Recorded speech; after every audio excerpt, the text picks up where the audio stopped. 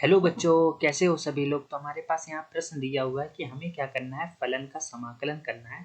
और जो हमारा फलन है वो है cos 3x प्लस पाई बटे 3। कब अगर आपको कभी भी ऐसे प्रश्न हल करने हो तो ऐसे प्रश्नों को हल करने के लिए एक बहुत बढ़िया तरीका है। आप सबसे पहले ऐसे प्रश्नों के लिए अवधारणा बना लो। अवधारणा मतलब वो महत्वपूर्ण बिंदु जो इस प्रश्न को हल करने में हमारी क्या करेगा, मदद करेगा। तो सबसे पहले तो इस जो ये प्रश्न है, इस प्रश्न में हम लोग जो है समाकलन की प्रतिस्थापन विधि का प्रयोग करेंगे। और प्रतिस्थापन विधि कैसे हम लोग प्रयोग करते हैं और कैसे प्रश्न को हल करते हैं, यह भी आपको अच्छे से इसी प्रश्न में अच्छे से समझ में आ जाएगा।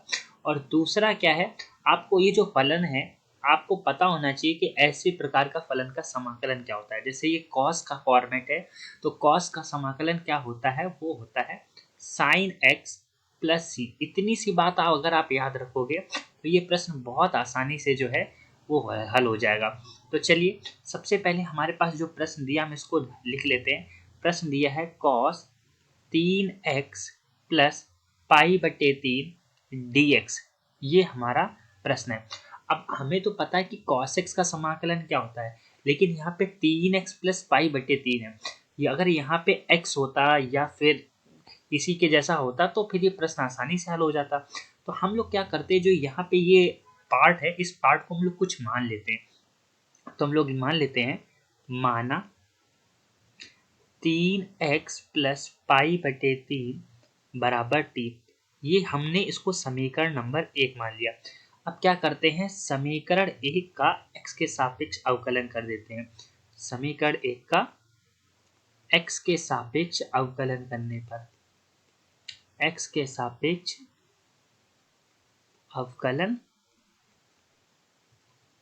करने पर अब ये बहुत आसानी से अब ये हल हो जाएगा। अभी देखिएगा, तो हम लोग क्या करते हैं, यहाँ पे अवकलन कर देते हैं 3x प्लस पाई बटे 3 का, और यहाँ पे इधर t का भी कर देते हैं dt बटे dx। यहाँ पे 3 एक अचर राशि है, इसको बाहर कर लिया तो यहाँ पे dx बटे dx आ गया। और यहाँ पे जो अवकलन होगा वो किसका होगा, पाई बटे 3 का।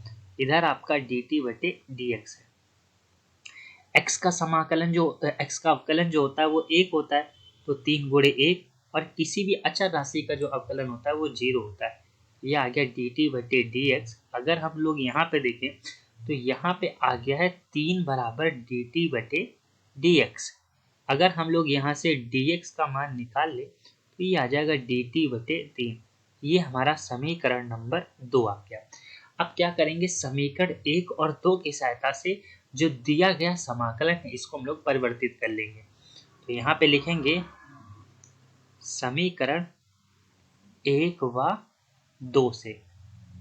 अब समीकरण 1 व 2 से जो हमारा समाकलन है उसको हम लोग क्या करते हैं, यहाँ पे परिवर्तित कर लेते हैं। समाकलन दिया था cos 3x प्लस पाई बटे 3 dx। अब हमने क्या किया, हमने जो 3x प्लस पाई बटे 3 है इसको तो हम लोगों ने t मान लिया, और dx का मान कितना है, dt बटे 3 आ गया। अगर यहाँ पे 1 बटे 3 को बाहर कर लें तो हमारा यहाँ पे जो समाकलन आएगा वो cos t dt का आ जाएगा। cos का समाकलन क्या होता है, वो होता है साइन होता है, तो ये साइन t प्लस c आ गया।